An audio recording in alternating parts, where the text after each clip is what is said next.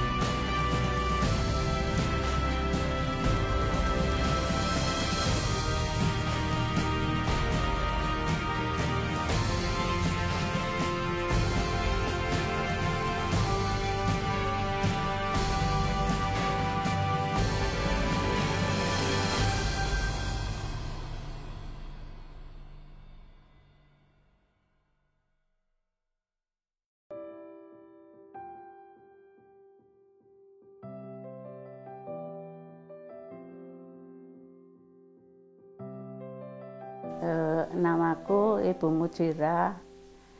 Aku umurku 80 gangsal. Aku asli dari Brosot, Kulon Progo. Aku dulu dari pembantu, suami saya juga pembantu. Jadi kasih anak laki-laki satu namanya Sisnuhadi, itu kuliah di UPN S1, terus S2-nya di Amerika, S3 di Malaysia. Yang S1 itu, yang S1, S2 yang nyekolahin Duta Wacana. Terus yang kedua 61 lahir cowok lagi, itu lulus di UGM Teknik Listrik, itu kerja di Mbawen Semarang, perusahaan tekstil punyaan Pak Bambang Triatmojo putra Pak Harto Swardi. Terus lahir 63 cewek, itu lulus di Budia Wacana di 2, kerja wira swasta. Terus yang keempat lahir 65 cewek, itu kuliah di Duta Wacana, lulus S1, kerja wira swasta. Terus yang lahir 69 cowok, itu Dr. Sabto Priyatmo, kerja di Bethesda.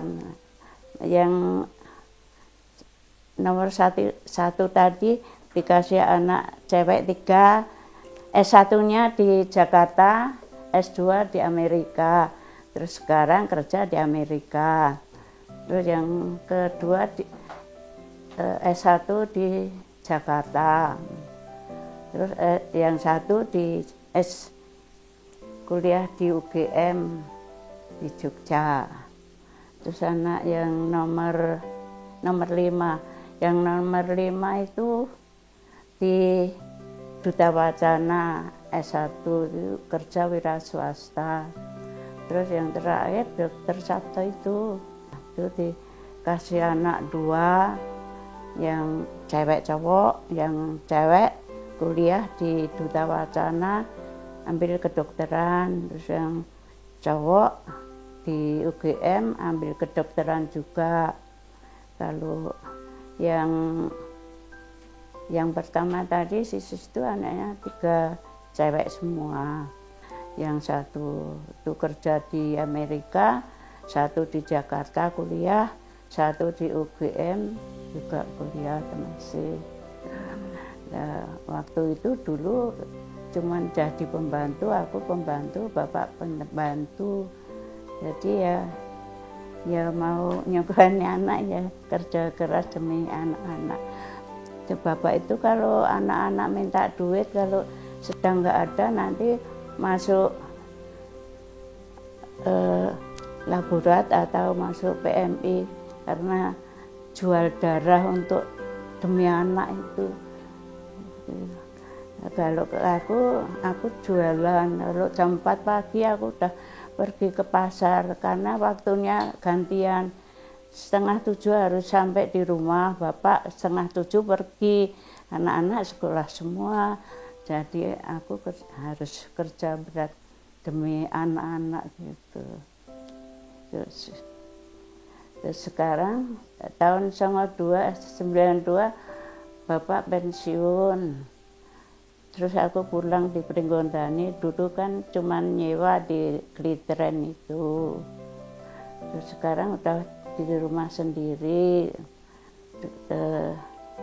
Dulu jualan nasi di Pringgondani gitu. Terus tahun 92 bapak pensiun. Waktu itu terus bapak pensiun lalu kena sakit sampai lama sakitnya itu, terus dipanggil Tuhan.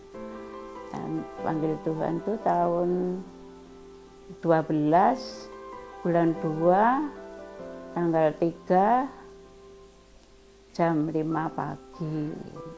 Terus sekarang cuman tinggal dengan anak cucu sendiri gitu. Ya itu perjuangan bapak sampai dijual darah itu untuk demi anak-anak. Kalau aku itu biarpun hujan sampai terus itu, kalau jam 4 aku udah ke pasar Mringarjo untuk menyukupi anak-anak itu.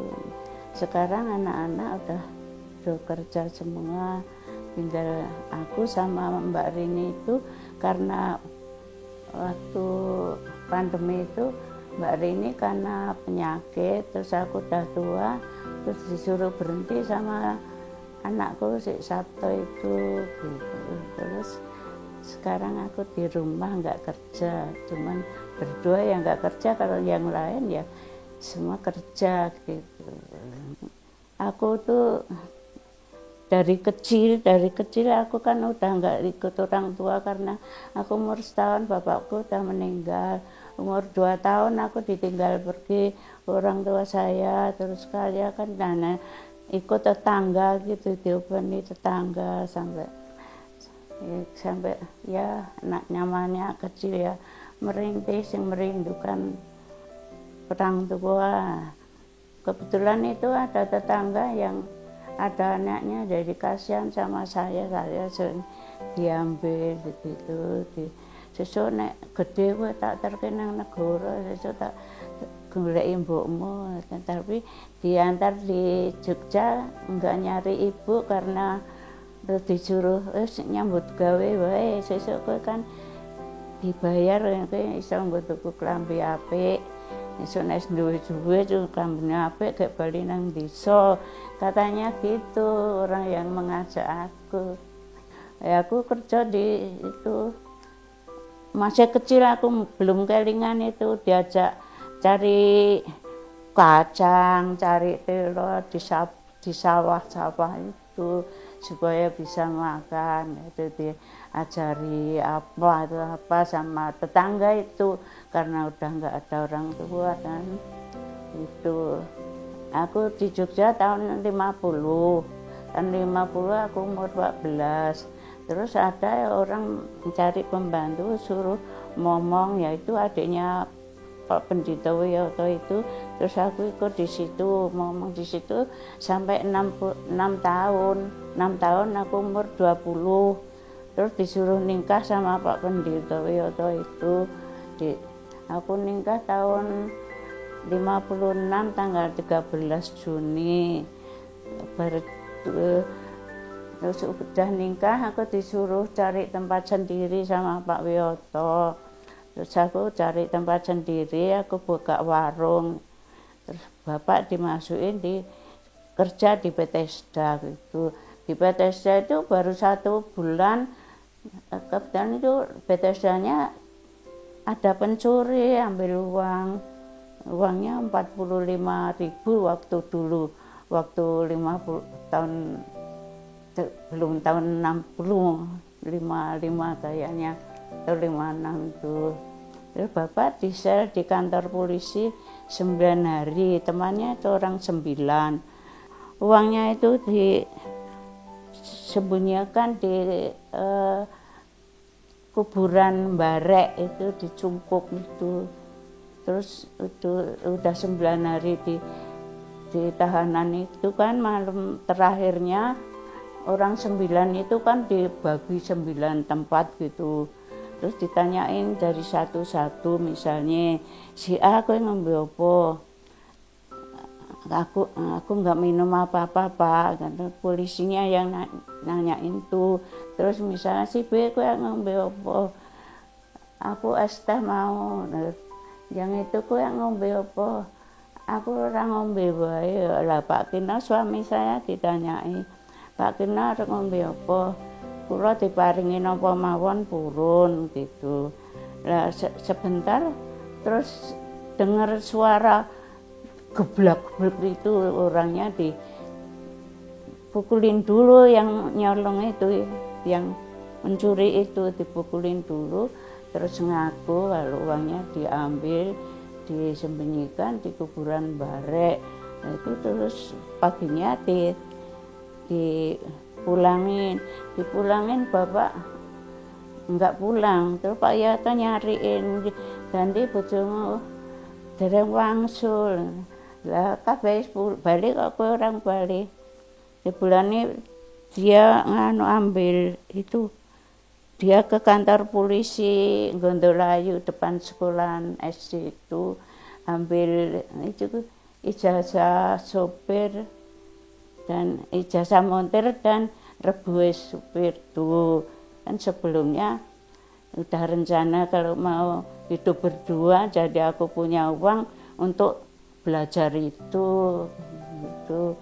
Nah, terus udah perjanjian gitu.